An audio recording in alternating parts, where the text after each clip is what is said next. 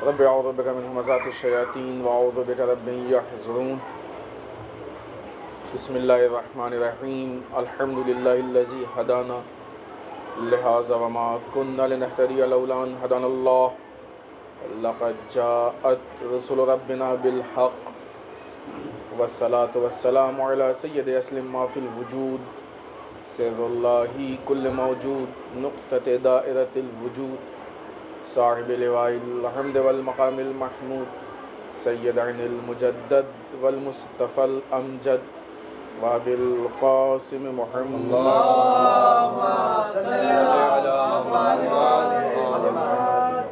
والصلاة والسلام علی آلہ الطیبین الطاہرین المعصومین المظلومین ولعنۃ الدائمۃ الباقیۃ علی اعدائہم اجمعین من الآن إلى قیام یوم الدین اما بعد فقد قال حسین ابن علی علیہم السلام انما خرجت لطلب الاصلاح فی امت جدی اريد ان آمر بالمعروف وانهى عن المنکر صلوات پر محمد اللهم صل علی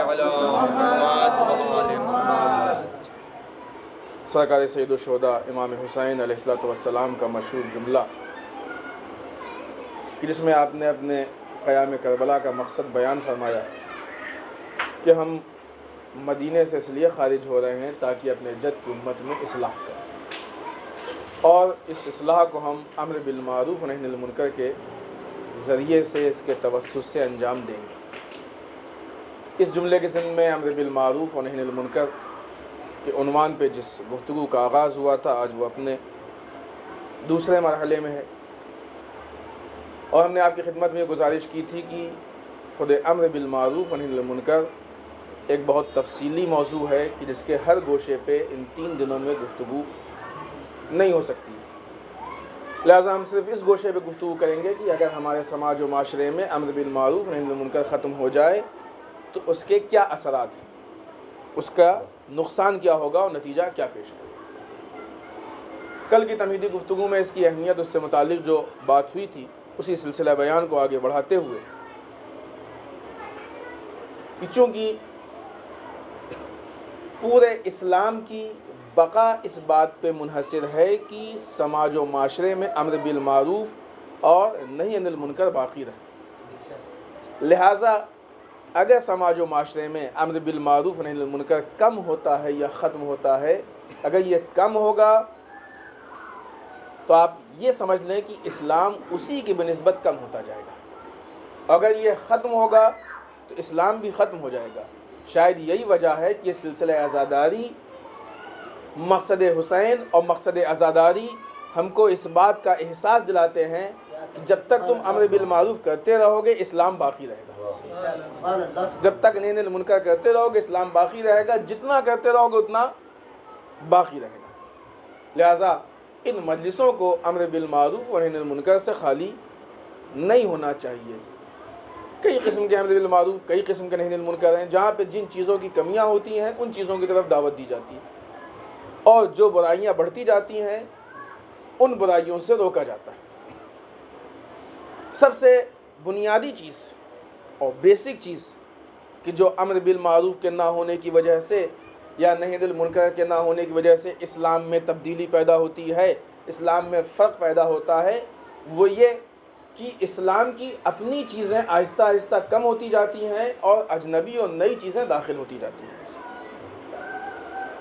جب کسی بھی علم و فن کا ماہر اس علم کی تعریف بیان کرتا ہے، ڈیفینیشن بیان کرتا ہے، تو تعریف کا خلاصہ یہ ہوتا ہے، یہ ان کا جو خود تعریف کی تعریف یہ ہے کہ اس چیز کے جتنے افراد ہیں، یعنی جو بھی اس میں شامل ہو رہے ہیں، کچھ بچنے نہ پائے، سب اس میں داخل ہو جائیں، اور کوئی نئی چیز اس میں آنے نہ پائے، نئی چیزیں جو اجنبی چیزیں، باہر کی چیزیں ہیں، وہ باہر ہو جائیں، تب تو کہا جاتا ہے کہ تعریف مکمل۔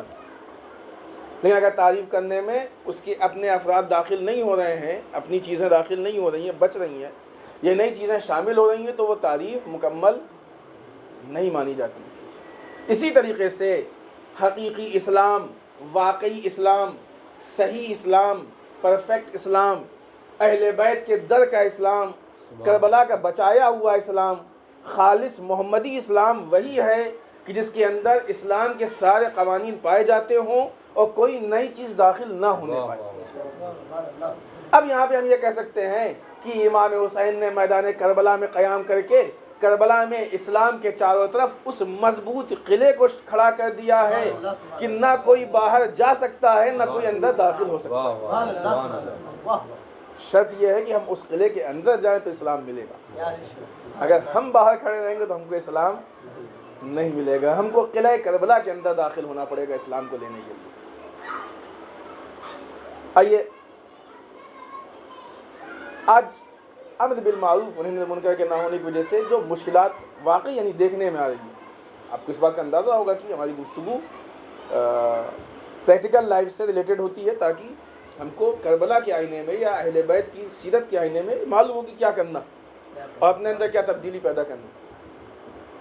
آج ہمارے درمیان جو اسلام ہے، بہت ساری چیزیں ایسی ہیں کہ جو اسلام کے نام پہ داخل ہو گئی، اور بہت ساری ایسی چیزیں ہیں کہ جن کی طرف ہم کو دعوت دی گئی ہے، بہت تاکید کی گئی ہے، لیکن وہ ہمارے درمیان نظر یا نہیں آتی ہیں یا بہت کم نظر آتی ہیں۔ یہ ایسا ہے، اس میں کوئی شک نہیں، ہر آدمی اس کو سمجھتا ہے، محسوس کرتا ہے۔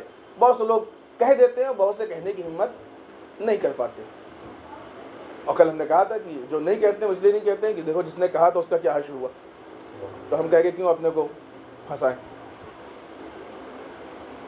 اسلام اور عزاداری کا مقصد ہی یہی ہے، اور جس چیز کو امر بالمعروف نہی عن المنکر بچانا چاہتا ہے یہی ہے کہ جو بھی چیزیں اسلام کے دائرے کے اندر کی وہ باہر نہ جانے پائیں، سب محفوظ رہے، ان میں سے کوئی بھی کم نہ ہو، اور باہر کی کوئی چیز اسلام کے اندر داخل نہ ہونے دے۔ لہٰذا جیسے ہی کوئی انسان دیکھے گا، امر بالمعروف کا مطلب کیا ہے کہ جو اسلام کے اندر کی چیزیں ہیں وہ باہر نہ جانے پائیں، کم نہ ہونے پائیں، ختم نہ ہونے پائیں۔ یعنی کسی نے کسی اسلام کی اچھائی کو کرنا چھوڑ دیا یا کم کر دیا تو اب سماج و معاشرے کی ذمہ داری یہ ہے کہ امر بالمعروف کے ذریعے سے وہ چیز جو کمزور ہو گئی اس کو مضبوط کر دے، جو ختم ہو گئی اس کو دوبارہ زندہ کر دے۔ اور اگر یہ دیکھیں کہ کوئی باہر سے بری چیز آ رہی ہے، غلط چیز آ رہی ہے، تو نہی عن المنکر کا کام یہ ہے کہ اس کو باہر نکال دے۔ یہ نظام ہے، پورا سسٹم ہے۔ شہد کی مکھی میں دیکھیے، شہد کی مکھیوں کے چھتے کا نظام کیا ہوتا ہے کہ جب مکھیاں آتی ہیں تو وہاں پہ ایک مکھی بیٹھ کے یہ چیک کرتی ہے کہ وہ جو ہمارے مزاج کے مطابق ہے وہ لا رہی ہے یا باہر کی چیز۔ سامنے کی مثال دیں آپ کو، ہمارے گھروں میں کیا ہوتا ہے، اب انشاءاللہ مجلس کے بعد ہر آدمی گھر جائے گا، رات میں سونے سے پہلے گھروں کا نظام یہ ہوتا ہے کہ گھر کے جتنے لوگ ہیں وہ گھر کے اندر ہونے چاہیے، سوائے کسی کو کوئی کام پڑ جائے یا کوئی، اور اجنبی گھر میں نہ ہونا چاہیے۔ اب اگر کوئی خدا نہ خواستہ گھر کا آدمی باہر ہے تو اس کو لانے کی کوشش کی جاتی ہے، اور کوئی اجنبی ہے تو اس کے جانے کا انتظار کیا جاتا ہے، بلکہ اجنبی تو اس کو باہر بھگایا جاتا ہے، کیونکہ اجنبی کو تو انسان انٹری نہیں دیتا ہے نا، جاننے والا ہو، مہمان ہو، رشتہ دار ہو تو ایک الگ چیز ہے، لیکن اجنبی کوئی انجان ہو، کوئی ایسا ہو کہ جس کو نہیں آنا چاہیے وہ ہو تو اس کو باہر نکالا جاتا ہے۔ آج اسلام میں جہاں جہاں امر بالمعروف نہی عن المنکر کم ہوتا گیا ہے وہاں یہ مشکلات پیدا ہوتی گئی۔ ایک مثال دیں ہم آپ کو، نام نہیں لیں گے تاکہ چونکہ مقصد نہیں صرف ایک تجزیہ اور ایک تجربے کے عبرت کے طور پہ۔ ایک جگہ ہم نے دیکھا ایک رسم شروع ہے کہ ولادت کی تاریخوں میں کیک کٹ رہا ہے امام کی طرف سے۔ وہ خود یہ کیک کا کاٹنا ایک عیسائی رسم ہے، اگر عیسائیوں سے مخصوص تو جائز نہیں، اگر معاشرے میں عام ہو گئی ہے تب بھی اسلامی نہیں ہوئی۔ جائز ہو جانا الگ ہے، مباح ہو جانا الگ ہے، حرمت سے باہر نکل آنا الگ ہے، اسلامی ہونا الگ ہے، لیکن اب محفلوں میں اسٹیج پہ لا کے کیک کاٹا جانا، آج یہ کیک رسمن کٹ رہا ہے، کل عبادتن کٹے گا۔ رسمیں ایسی داخل ہوتی ہیں، رسمیں ایسی داخل ہوتی ہیں۔ اب یہاں پہ سماج و معاشرے کی ذمہ داری کیا ہے کہ نہی عن المنکر، نہی عن المنکر کی قینچی سے اس کو اتنی مضبوطی سے کاٹ دے کہ اس کو مذہب کا جز نہ بننے دے۔ رسومات مذہب کا جز بنی اسی لیے کہ جب شروع ہوئی تو کہا گیا کہ حج کیا ہے، بہت سی چیزیں ہوتی ہیں جو حج نہیں ہوتا ہے، لیکن جو اس کے سائیڈ ایفیکٹس ہوتے ہیں اس سے بہت بڑا حج پیدا ہو جاتا ہے۔ آپ اسلام کو اٹھا کے دیکھیے، کچھ زاویوں سے اسلام پہ دیکھیے آپ، ہم ایک آدھ دو بعنوان مثال پیش کرتے ہیں۔ لیکن اس کے لیے پھر ایک دو چیزیں تین چیزیں آپ کو پیدا کرنی ہوں گی. ایک تو یہ کہ تحلیلی نگاہ سب سے پہلے, انالائز, نگاہ میں تحلیل, تحقیق, انالائز. دوسری چیز یہ کہ شجاعت دینی پیدا کرنی ہوگی. اگر یہ طے ہو جائے کہ یہ کام جو ہم بعنوان دین کر رہے ہیں اگر یہ دین میں نہیں ہے تو ختم, بس اتنی ہمت ہونی چاہیے کہ وہیں سے ختم ہو جائے. اور تیسری چیز پہ اس پہ محنت اور کوشش کرنی پڑے گی, کام کرنا پڑے گا, بیٹھے بیٹھے مسئلہ حل ہونے والا نہیں. امر بالمعروف یا نہی عن المنکر کے نہ ہونے کا نقصان کیا ہوا؟ دو اینگل سے ہم صرف آپ کے سامنے یہ بات پیش کریں گے تاکہ بہت زیادہ وقت آپ کا نہ لیں. نقصان یہ ہوا کہ کچھ چیزیں ایسی داخل ہو گئیں جو دین میں نہیں تھی. ایک اینگل سے آپ یہ دیکھیے, آج بعض اوقات عبادت میں بالخصوص عزاداری میں ایسی باتیں ہمارے سامنے پیش آتی ہیں کہ بھائی یہ چیز ہمارے علاقے میں ہوتی ہے, کہیں اور کہے گا یہ چیز ہمارے علاقے میں ہوتی ہے. ہوتا ہے بعض اوقات, دیکھتے ہی نہیں دیکھتے, کچھ فرق ہوتا ہے رسموں کا, کچھ رواج کا فرق ہوتا ہے, کچھ کلچر کا فرق ہوتا ہے. یو پی میں دیکھ لیجئے آپ, گجرات میں جائیے کچھ اور آپ کو ملے گا, مہاراشٹر میں جائیے کچھ اور ملے گا, کشمیر نکل جائیے کچھ اور ملے گا, کسی اور اسٹیٹ جائیے کچھ اور ملے گا, ملک سے باہر جائیے ایک دم الگ ملے گا. ہم نہیں چاہتے کہ وہ ان رسومات کو, ان چیزوں کا ہم نام لیں تاکہ بعد میں ایشو بننے پائے, لیکن آپ دیکھیے آپ خود محسوس کریں گے اس کو. اب آپ آئیے, کبھی آپ نے دیکھا کہ یو پی والے نماز مثلا نماز صبح 2 رکعت پڑھتے ہیں اور بامبے والے 3 رکعت پڑھتے ہیں, گجرات والے 4 رکعت پڑھتے ہیں؟ نہیں, وہی 2 رکعت جو یو پی میں, وہی بامبے میں, مہاراشٹر میں, وہی گجرات میں, وہی ایران میں, وہی پاکستان میں, وہی عراق میں, تمام وہی ہے کہ نہیں؟ تشریف لائیں, صلوات پڑھیں محمد والے.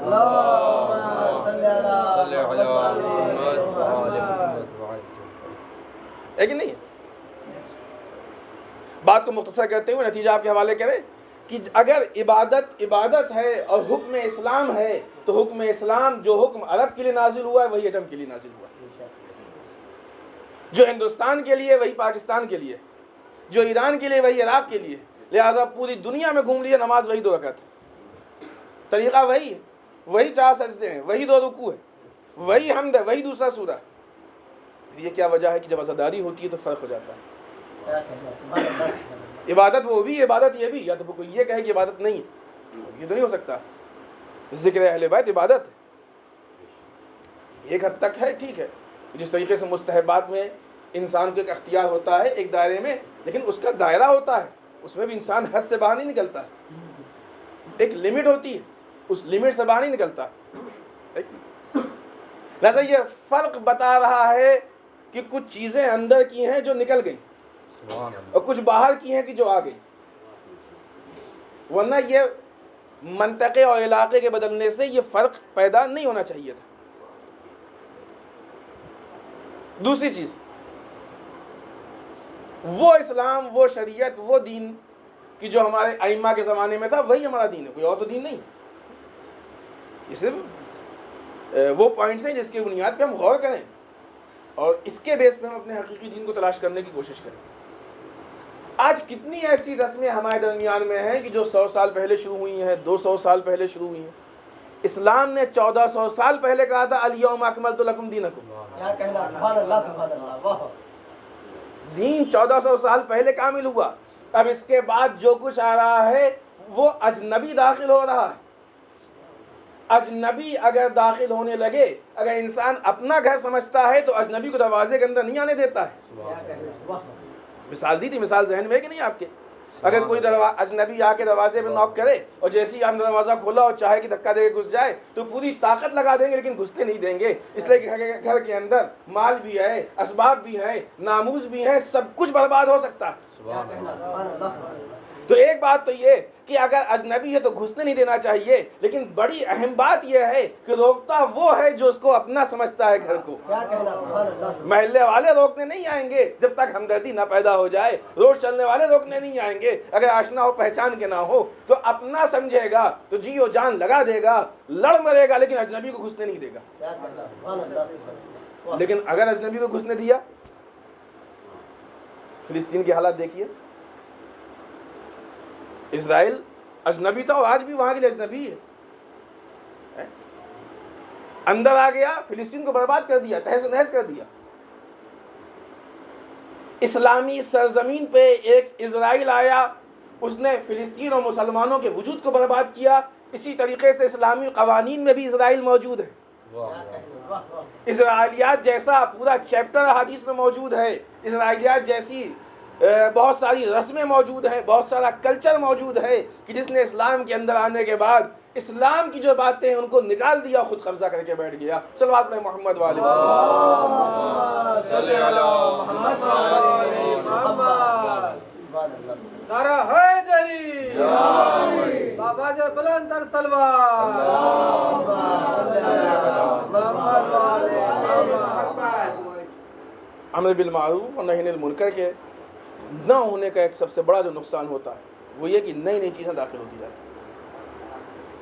تو واقعی ہم دیکھیں کہ ائمہ کے زمانے میں کون سی چیزیں ایسی تھیں کہ جو نہیں تھیں اور آج ہمارے زمانے میں آ گئی۔ اس کا مطلب کہیں سے ایڈ ہوئی ہیں، اور تاریخیں موجود ہے، کوئی چیز ایسی نہیں ہے جس کی تاریخ نہ ہو، ہر چیز کی تاریخ موجود ہے۔ اب یہ اور بات ہے کہ چونکہ عوام اس تاریخ کو نہیں جانتی ہے لہذا اس کو دین سمجھتی ہے۔ ہم لوگوں کے لیے دین وہ ہوتا ہے جو ہمارے گھر میں ہوتا آیا، یہ ہماری بہت بڑی مشکل ہے کہ جو ہمیشہ سے ہوتا آیا اس کو ہم دین سمجھتے ہیں۔ تو ہم لوگ اس کو دین سمجھتے ہیں کہ جو ہوتا آیا، ایسے جانے میں ہوتا ہے جو ہوتا آیا ہے وہ ضروری نہیں کہ دین ہے، وہ کلچر بھی ہو سکتا ہے۔ اور ہوا ہے ایسا، بہت ساری چیزیں ہیں کہ جو علاقائی رسم تھیں، بہت ساری چیزیں ہیں کہ جو لوگوں کا کلچر تھا، بہت ساری چیزیں ہیں کہ جو دوسرے لوگوں کے مثلا ان کے ہاں تھا ایسا، ہم کو اچھا لگا اس لیے ہم نے لے لیا۔ ایسی یعنی اس طرح کی تاریخیں ہمارے موجود ہیں۔ سرکار سید الشہداء امام حسین علیہ السلام نے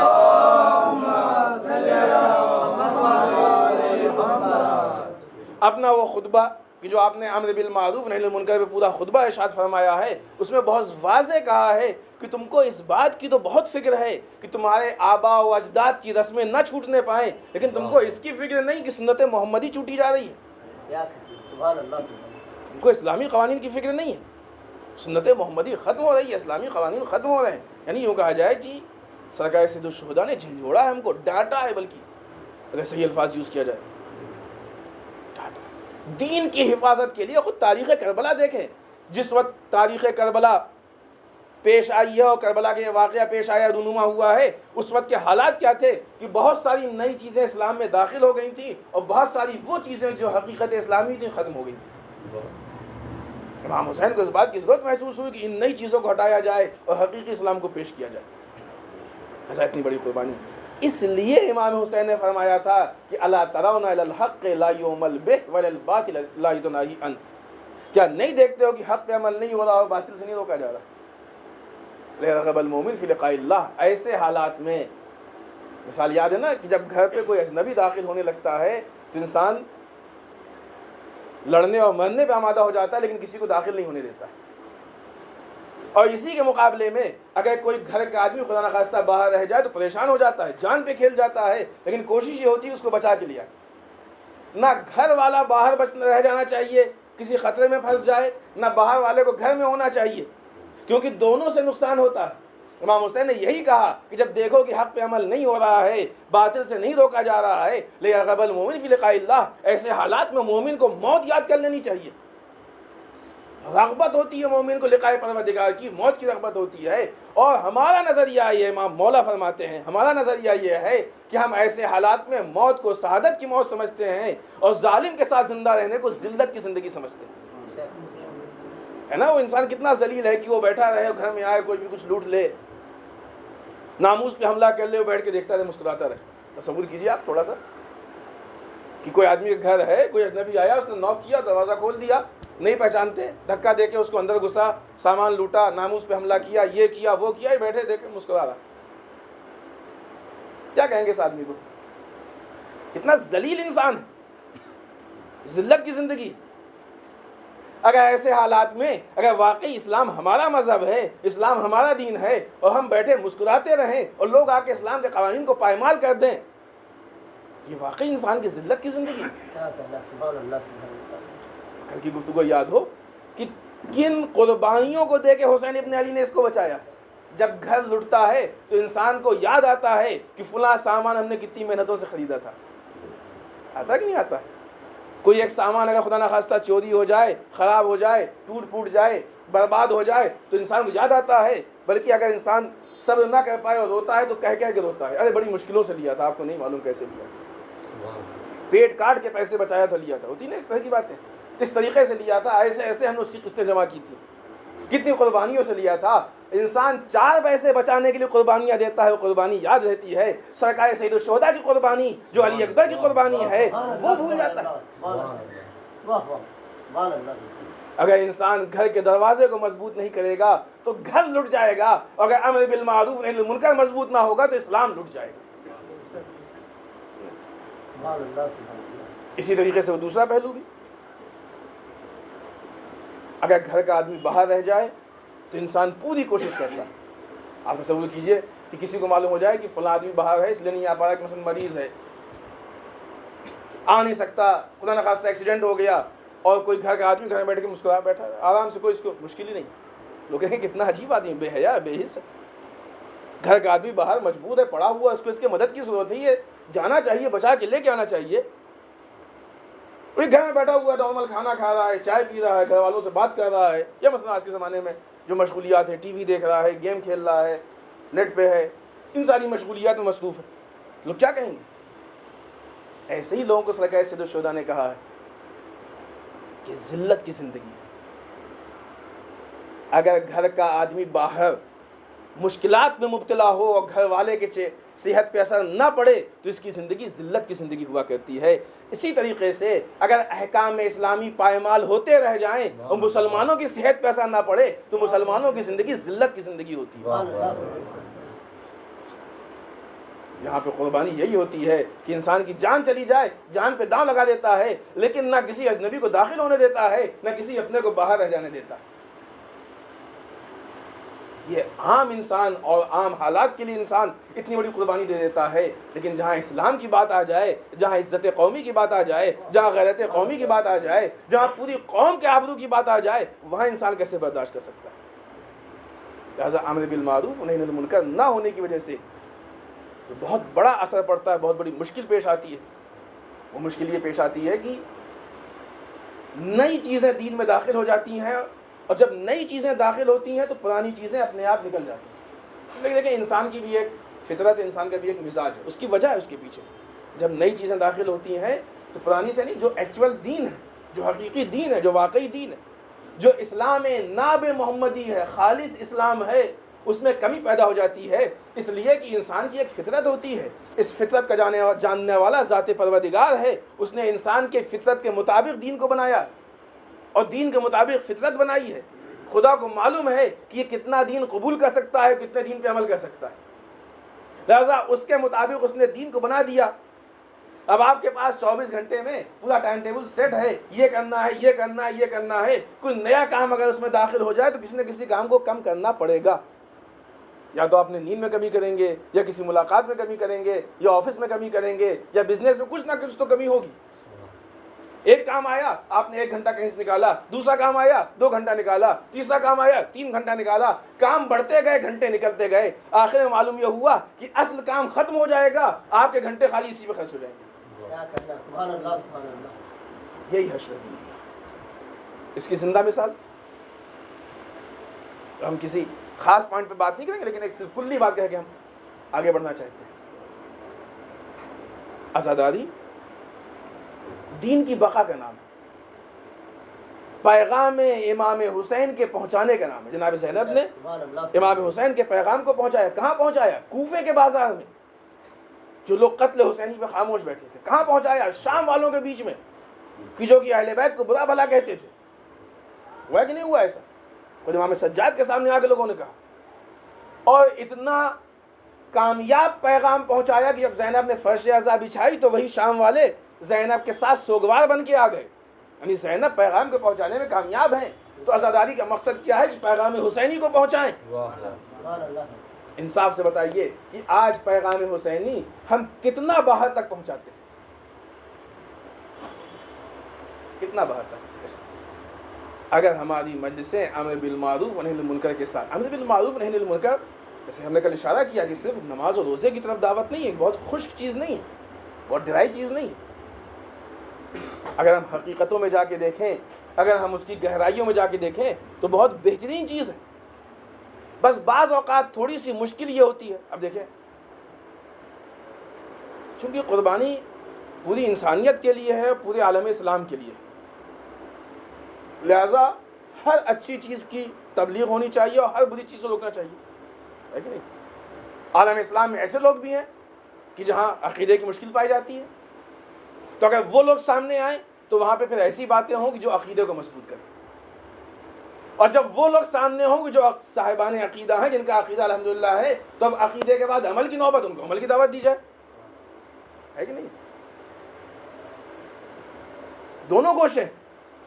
لیکن اگر اس مجمع میں اس مجمع کی بات ہو اور اس مجمع میں اس مجمع کی بات ہو تو بات گڑبڑ ہو جائے گی نا۔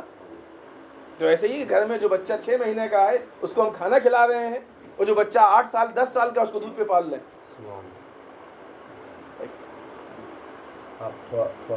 تھوڑا تھوڑا آگے تشریف لائیں،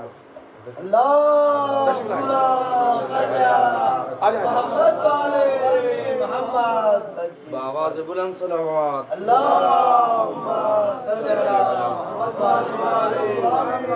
نعرے حیدری، آواز بلند صلوات۔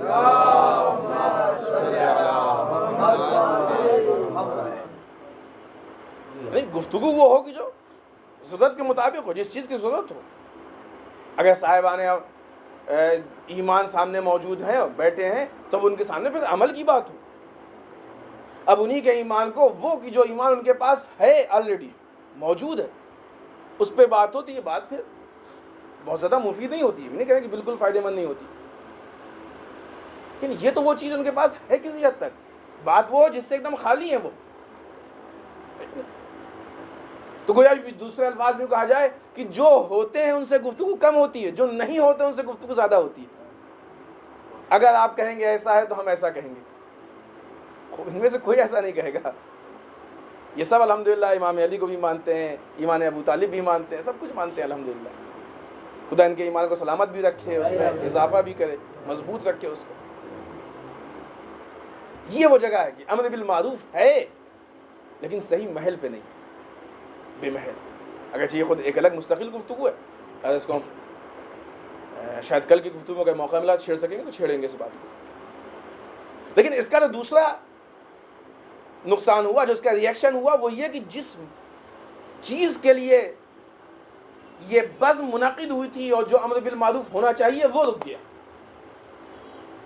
پھر ہم کہیں گے کہ ہم عقیدے کے اور ایمان کی گفتگو کے خلاف نہیں ہے، ہونا چاہیے، وہ ہونا چاہیے، وہ جس لیول تک اس کے آگے ہونا چاہیے، لیکن اس کے علاوہ جو دوسری ضروریات ہیں ان پہ بھی گفتگو ہونا چاہیے۔ سرکار سید الشہداء نے میدان کربلا میں اپنے خطبات، اپنی باتوں میں ہر موضوع کو، ہر جنبے کو، ہر پہلو کو پیش کیا، پورے امر بالمعروف کی بات کی ہے، پورے نہی عن المنکر کی بات کی ہے، پورے اسلام کی بات کی ہے، حتیٰ کہ جب یہاں تک بات آئی تو آپ فرماتے ہیں 9 محرم کو جس وقت مہلت لینے کے لیے جناب عباس سے کہا ہوا یعلم انی احب الصلاۃ، کہ بھیا عباس خدا جانتا ہے کہ ہم کو نماز پسند ہے، اور تلاوت کتابیں اور قرآن مجید کی تلاوت پسند ہے ہم کو، وکثرت دعائیں، کثرت سے دعائیں پسند ہے ہم کو، والاستغفار، ہم کو استغفار پسند ہے۔ میدان کربلا قربانیوں کے ساتھ ساتھ عین اس موقع پہ کہ جس وقت دشمن چاہتا ہے کہ جنگ کو قائم کریں، دشمن حملہ کرنا چاہتا ہے، اس موقع میں امام حسین کہہ رہے ہیں ہمیں نماز پسند ہے، سبحان اللہ، ہمیں دعائیں پسند ہیں، ہمیں قرآن مجید کی تلاوت پسند ہے، سبحان اللہ۔ ہمیں استغفار پسند ہے۔ اب آپ سوچئے کہ امام حسین کی اس فرمائش کی بنیاد پہ ایام اعزاء میں ہمارے یہاں نمازیں بھی کثرت سے ہونی چاہیے، دعائیں بھی کثرت سے ہونی چاہیے، تلاوت قرآن بھی کثرت سے ہونی چاہیے، استغفار بھی کثرت سے ہونی چاہیے، سبحان اللہ، سبحان اللہ۔ لیکن یہ چیزیں کم ہو رہی ہیں، اس لیے کم ہو رہی ہیں کہ رسمیں جگہ لیتی جا رہی ہیں۔ جب انسان 24 گھنٹے رسموں میں بن جائے گا تو کب تلاوت قرآن ہوگی، کب استغفار اور دعائیں ہوں گی، ہے کہ نہیں؟ اور بعض اوقات تو نماز سے بھی منع کیا جاتا ہے، نہیں معلوم، واللہ عالم۔ صلوات میں محمد وعلی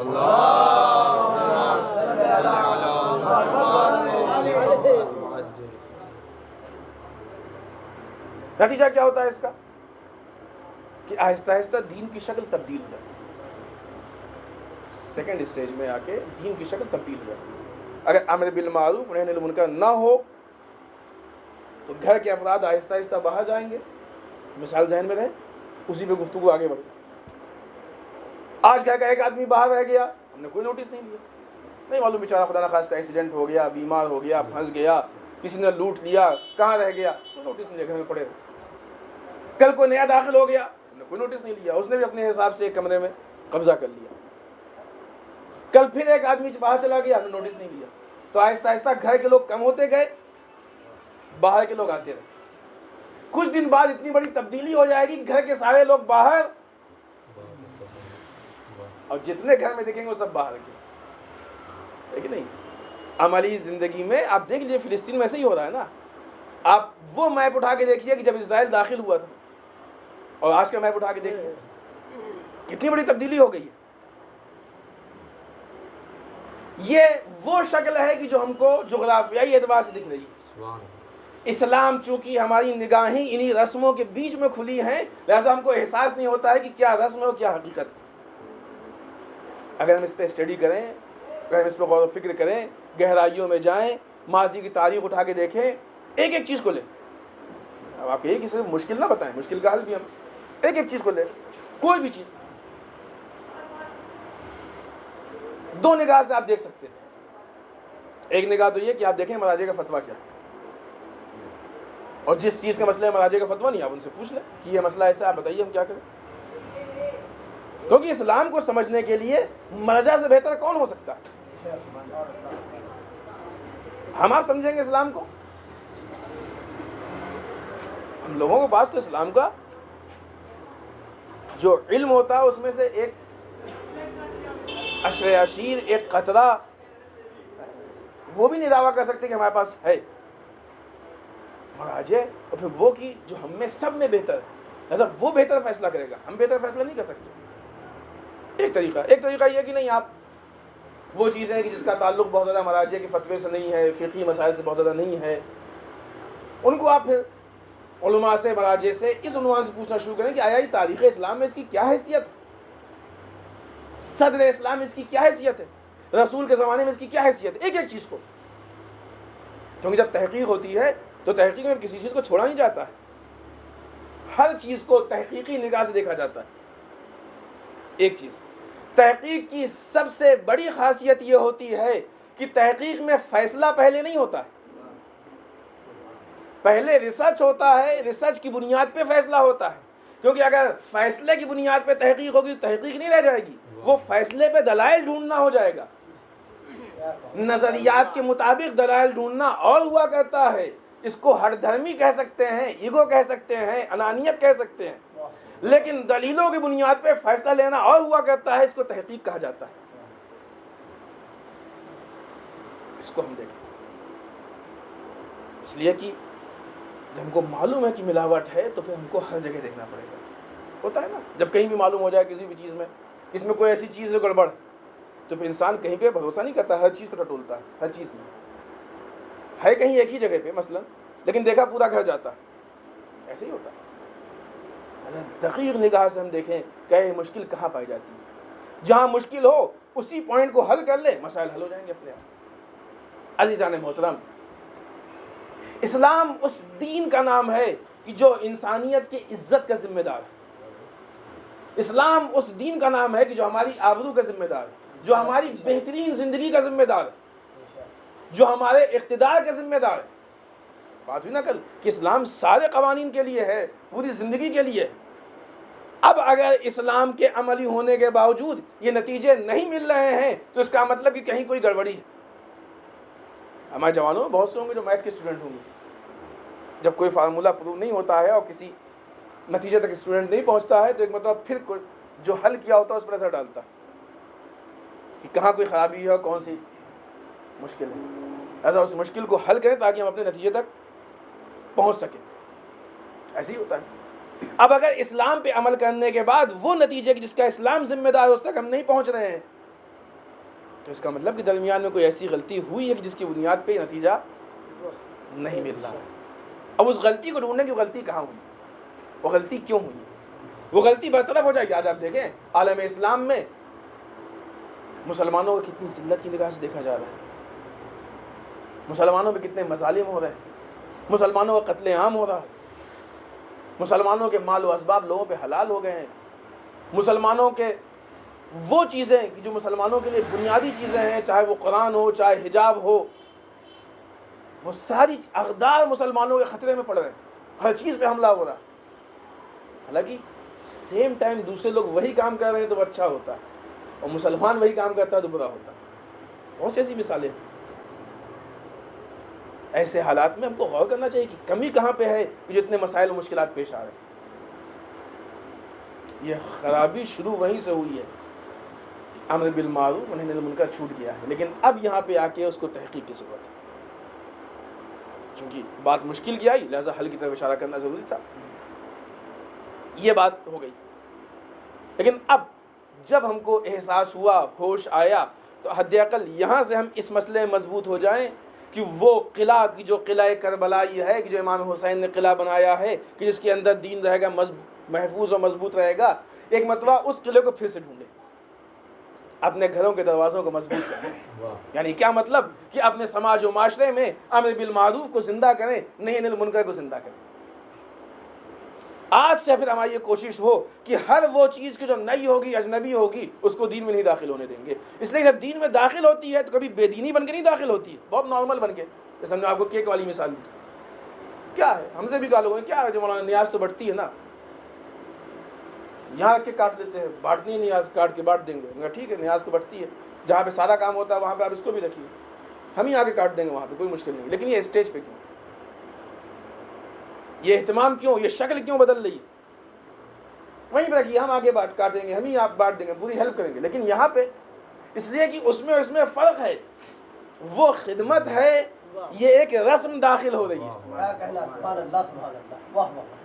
ایسے ہی بہانے ہوتے ہیں جو رسمیں داخل ہوتی ہیں, اور جب یہ رسمیں کچھ سال چل جاتی ہیں اور ایک آدھ نسل گزر جاتی ہے تو پھر دین میں تبدیل ہو جاتی ہے. کیونکہ وہ چیزیں کہ جو مذہبی اسٹیج پہ نظر آتی ہیں اس کو آنے والی نسل مذہب کی نگاہ سے دیکھتی ہے, پھر رسم کی نگاہ سے نہیں دیکھی جاتی ہے. وہ اگر اس نسل میں یہ کیک کٹنا شروع ہو جاتا یا ہو جائے تو آنے والی نسل چونکہ اس کو محفل کے اسٹیج پہ دیکھ رہی ہے, لہذا کل کی آنے والی نسل میں وہ ایک مذہبی ایکٹیویٹی ہو جائے گی, پھر وہ اس کا ثواب بھی ہو جائے گا, اس کے متعلق حدیثیں بھی آ جائیں گی,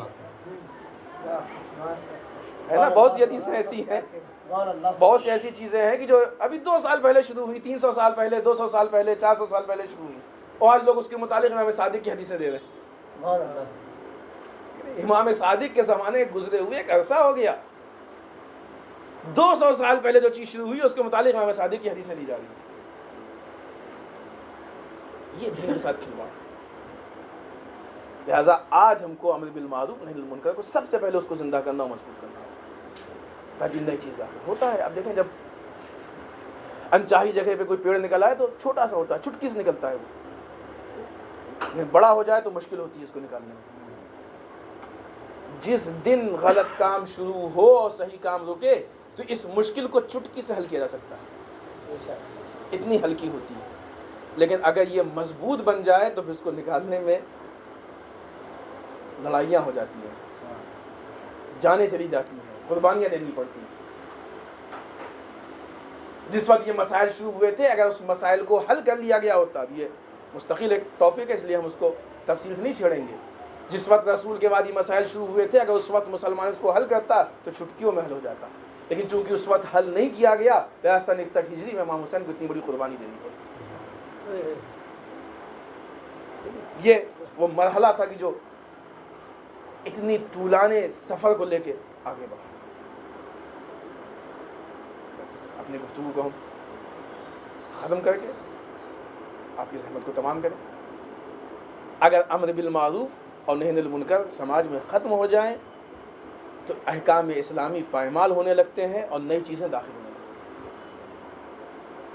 پہلے مرحلے پر روک دیا جائے تو اس کو بہت آسان ہوا کرتا ہے, نہیں روکا جائے تو جتنا دن بڑھتا جائے گا اتنی مشکلات بڑھتی جائیں گی. لیکن جس کی فرش عزا پہ ہم بیٹھے اور جس عزاداری نے ہماری قومی تشخیص کو زندہ رکھا ہے اس کے قیام کرنے والے حسین ابن علی کا نظریہ ہے کہ جان بھی چلی جائے لیکن دین کو مت بدلنے دینا۔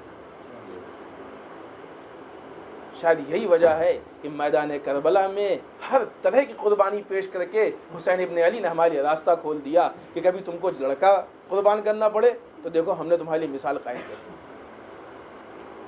اے نانا کے دین، تمہارے تحفظ کے لیے اگر علی اکبر کی جوانی چاہیے تو ہم قربان کر دیں گے، تمہیں پائمال، ہم خود پائمال ہو جائیں گے لیکن دین پائمال نہیں ہونے دیں گے۔ عزاداروں، یہ عزاداری اس لیے ہوتی ہے کہ ہم جذبہ قربانی کو پیدا کر کے اس فرش احساس ہوتے ہیں۔ دیکھنا پڑے گا کون کون سی قربانی دی گئی ہے اور دین کو کیسی قربانی چاہیے۔ اگر علی اصغر کے گردن پہ تیر برداشت کرنا پڑے تو حسین برداشت کر لے گا۔ عزیزوں، کہہ دینا بہت آسان ہوا کرتا ہے۔ آج کسی باپ کے ہاتھ پہ نارمل موت کی بنیاد پہ لاشا ہو تو اس کے ہوش و حواس ٹھکانے نہیں ہوتے۔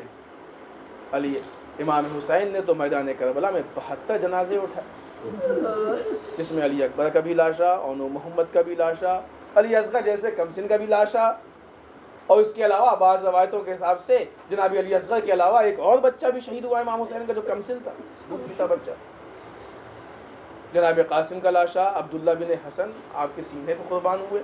یہ ساری قربانیاں دیں، اور جان محترم ان قربانیوں کا سلسلہ صرف یہاں پہ نہیں ختم ہوا، امام حسین کی قربانیاں ختم ہوئیں، زینب کی قربانیاں آگے بڑھیں۔ قافلے کو اسیر کیا گیا لیکن عزاداران محترم جناب زینب نے مقصد حسینی کو نہیں چھوڑنے دیا۔ یارے اسی لیے تو ہمارے بھائی نے قربانی دی ہے۔ زینب کوفے کے بازار میں پہنچ گئی لیکن زینب نے اپنے خطبات کے ذریعے سے پیغام حسینی کو پہنچایا۔ عزیزان محترم، زینب کا کوفے کے دربار میں جانا بہت عجیب مسئلہ ہے۔ روایتوں میں ہے کہ جس وقت یہ قافلہ کوفے کے دروازے پہ پہنچا شام ہو چکی تھی، حاکم کا حکم آیا کہ قافلے کو ابھی کوفے کے باہر روک دو، اس لیے کہ اگر شام میں قافلہ داخل ہوگا تو بے پردگی نہیں ہو پائے گی، تماشائیوں کا مجمع نہیں جمع ہو پائے گا، اس کو رات بھر باہر رکھو، کل کی صبح جب تماشائیوں کا مجمع جمع ہو جائے تو قافلے کو کوفے میں داخل کرنا۔ عزاداروں، یہ وہ کوفہ تھا جہاں زینب شہزادی رہ چکی تھی۔ علی مرتضیٰ اسی کوفے میں حاکم کے عنوان سے زندگی گزار چکے تھے۔ عزاداران مظلوم، ایک مرتبہ قافلے کو روکا گیا، خیمے نصب کیے گئے۔ کس کے لیے خیمے نصب کیے گئے؟ اہل حرم کے لیے خیمے نصب کیے گئے؟ نہیں عزاداروں، اہل حرم کے خیموں میں تو کربلا میں آگ لگائی گئی تھی۔ عزیزوں، خیمے نصب ہوئے، فوج یزیدی کے لیے خیمے نصب ہوئے، کوفے سے کھانا آیا، فوج یزیدی کے لیے کھانا آیا، پانی آیا، فوج یزیدی نے سیلاب ہو کے پانی پیا۔ ہائے اہل حرم کو بھوکا ہو پیاسا، بغیر خیمے کے ایسے ہی رکھا گیا۔ لو عزاداروں، صبح ہوئی، اہل حرم کا قافلہ بغیر چادر کے کوفے میں داخل ہوا۔ زینب ہے کہ جو بازار کوفہ میں خطبہ کہہ رہی۔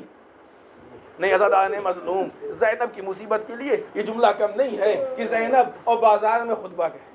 زینب کی مصیبت کے لیے یہ جملہ بہت ہے۔ نہیں عزیزوں، اس کو حبیب کی نگاہ سے دیکھیے کہ جس وقت حبیب نے مظاہر کوفے سے کربلا پہنچے تھے، ایک مرتبہ چہل پہل محسوس ہوئی۔ زینب نے فضہ سے کہا جاؤ دیکھو یہ کیسے حالات تبدیل ہوئے ہیں۔ فضہ نے آگے خبر دی، اے بی بی، اے شہزادی مبارک ہو، آپ کے بھائی کی نصرت کرنے کے لیے حبیب آئے۔